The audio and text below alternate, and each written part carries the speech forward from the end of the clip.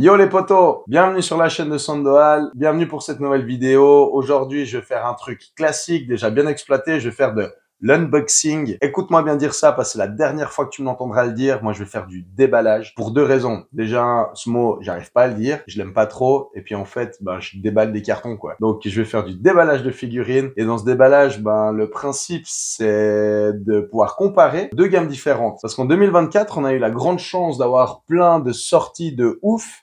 Je parle de 2024, parce qu'au moment où je vous parle, on est déjà en 2025 et quand ma chaîne sortira, la 2025 sera déjà bien entamée. Mais bref, ce que je veux dire par là, c'est que j'ai actuellement en ma possession, déjà depuis une dizaine d'années, je sais plus la date de sortie, 10, 15 ans, une magnifique Destock Royal McCoy de ce Goku sur son vélo. Et pour ceux qui suivent les sorties de figurines, en 2024, on a eu un équivalent en Ichiban Kuji. Et ici, j'ai l'une de mes figurines préférées qui risque d'être détrônée par son équivalent, mais cette fois-ci dans le sens inverse, une Ichiban Kuji de 2013, le lot B, qui était sorti, je crois, avant d'une version d'une deuxième Kuji sortie quelques mois après en lot A avec socle vert, qui a d'ailleurs pris une sacrée cote celle-ci. Mais cette fois-ci, on est donc dans le sens inverse. Moi, je possède la Kuji et j'ai reçu et je vais déballer avec vous la version 2024, mais en Destock McCoy. C'est la figurine que moi j'attendais de ouf. Donc si le concept de déballage, mais surtout de comparaison de figurines de deux gammes différentes vous plaît, n'hésitez pas à me le dire dans les commentaires parce que vu que les fabricants de figurines sont en panne d'inspiration, parce que cette année on a eu que ça, des rééditions, même Kuji se réédite eux-mêmes, enfin de réexploiter des poses, des moves de figurines déjà existantes. Je trouve ça d'un côté cool pour pouvoir faire la comparaison de gamme, cool pour ceux qui n'ont pas eu la possibilité d'acquérir une figurine qui a pris peut-être trop en cote, ça ok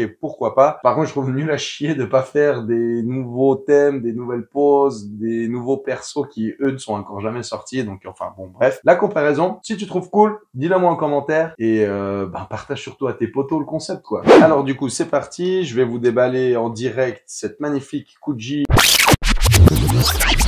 Hyper cool, franchement magnifique. Je vais commencer celle-là avant de les comparer, mais bon, première chose quand même que vous pouvez voir, c'est forcément la différence de taille. La Kuji, elle est franchement 2-3 fois plus grande, mais elle est hyper style quoi. C'est assez simple. Ce qui me plaît dans la Kuji, c'est que c'est quand même un peu plus costaud. Dans les stocks, ce que je trouve des fois un peu relou, c'est la fragilité de la figurine.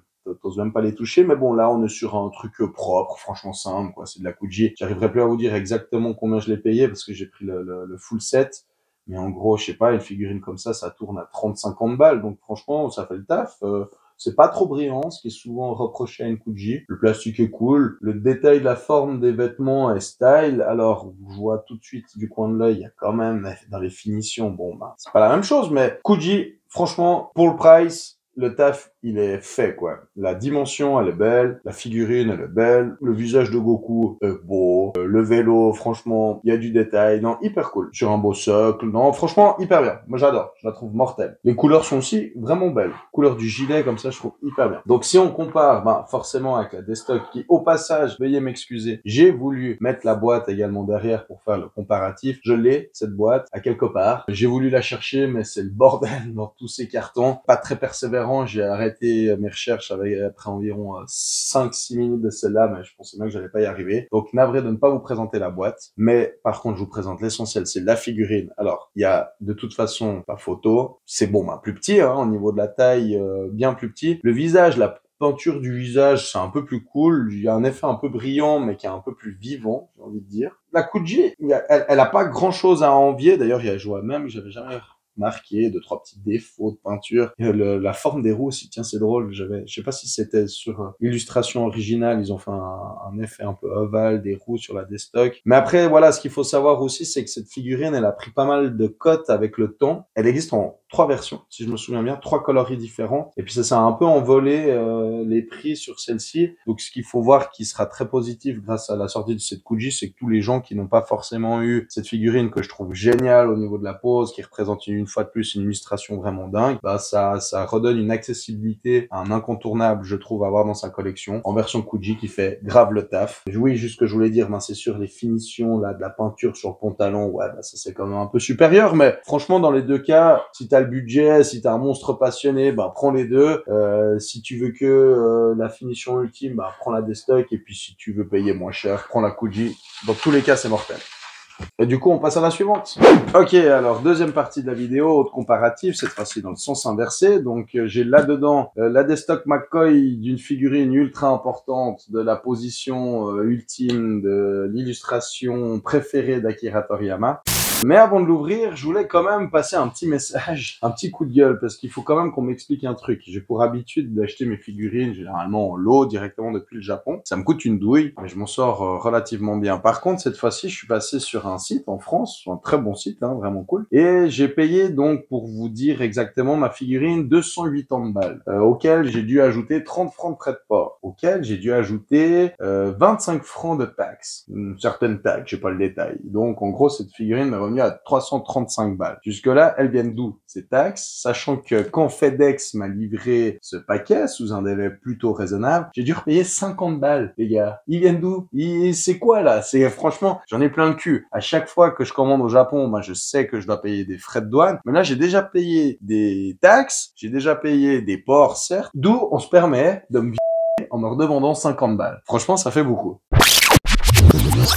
Ok, alors j'ai fini de déballer ce petit bijou, parce que là, j'ai vraiment un petit bijou entre les mains. Bon, j'ai galéré à le mettre correctement sur son support. Bon, j'avais pas vu, il y avait des instructions au fond de la boîte, mais on est toujours plus malin après. Donc, elle tient sur son support qui est ultra style, sur ce petit effet inclinaison. Donc, franchement, non, on est sur une tuerie. Cette figurine, c'est une dinguerie. Déjà, de base, quand tu utilises cette illustration, tu peux faire qu'un bijou. Mais d'ailleurs, en parlant de cette illustration, cette figurine, elle a été tirée de cette illustration de Toriyama, qui est une image mais juste fantastique, incroyable. Je crois même dans l'interview de ce book, il dit que c'est son illustration préférée, où il y a une représentation de Goku et de Gohan sur une espèce d'Harley Davidson, comme il le dit, en forme d'autruche. Donc l'image, elle est juste sublime. Donc évidemment, ça donne le résultat d'une figurine sublime où t'as vraiment, je trouve, un truc qui caractérise hyper bien donc Toriyama. Donc voilà l'illustration originale. Et maintenant on passe à la figurine. Donc que dire de cette Destock? Elle est juste oufissime. Franchement, j'adore. Il y a du poids. Elle est assez lourde, ce qui est pas souvent le cas. On a une finition, je trouve, une qualité qui est incroyable. Ça brille un peu, mais je trouve que vu que on est un peu sur de la mécanique, enfin un objet motorisé, donc là la brillance est juste incroyable. Il y a ce que je reproche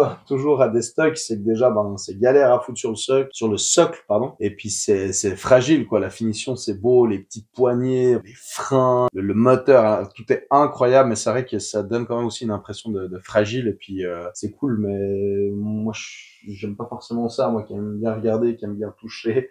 Ça me fout toujours un tout petit peu les boules, mais incroyable. Visage de Gohan, visage de Goku, il y a un gros smile, c'est vraiment happy, c'est du Goku, c'est du Dragon Ball, tout ce que je kiffe, quoi. Enfin, ça dégage, je trouve. Il y a une super belle hype.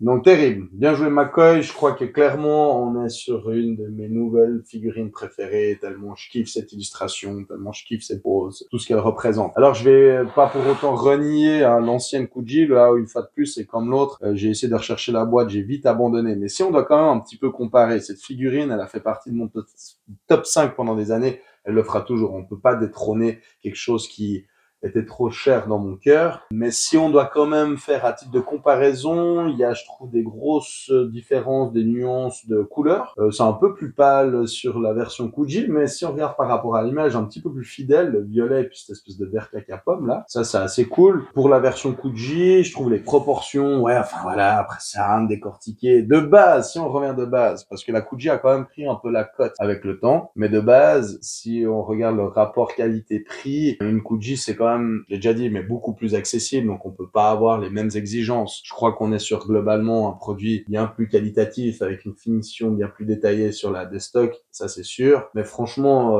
c'est deux magnifiques produits. On a étonnamment un visage bien plus fin sur la Kuji. Ouais, le visage de Goku, je trouve qu'il est quand même un peu plus enjoy, il a meilleure mine. C'est une fois de plus une question de détail. Après, si on va loin, il se penche un petit peu plus. Ouais, bon, ah, là, on commence à dire des trucs complètement inutiles à mon sens. Il y a deux tueries. Merci d'avoir sorti ce petit bijou. Franchement, je trouve ça incroyable. Il y a un truc que je trouve grave cool, mais est-ce que c'est plus ressemblant à la réalité? Je ne sais pas, parce que sur l'image, on ne voit pas l'arrière de la figurine. Et vous verrez après, je filmerai un peu mieux l'arrière de la figurine. Là, on a Gohan qui a ses petits chaussons attachés à son sac, qui est sur la pointe des pieds avec ses petits petons. Là, je trouve ça hyper trop chou, quoi. Mais non, vraiment, bref, pardon, oubliez ça, on efface. Mais vraiment, je trouve trop trop cool. Je sais pas, c'est un petit détail que je trouve mortel que là, il n'y a pas. Là, les chaussons, il les a directement sur les pieds. Bon, on s'en fiche, mais ce détail, je le trouve mortel, quoi.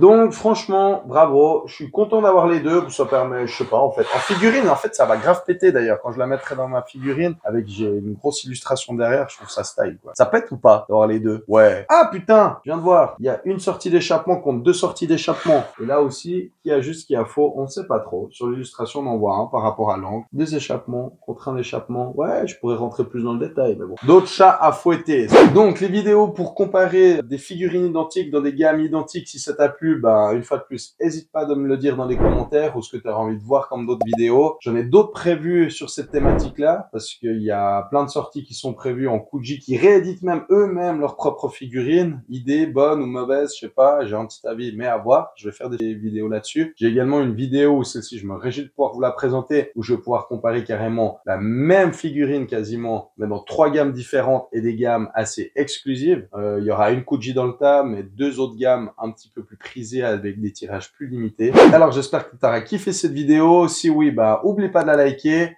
abonne-toi à la chaîne et puis partage-la autour de toi.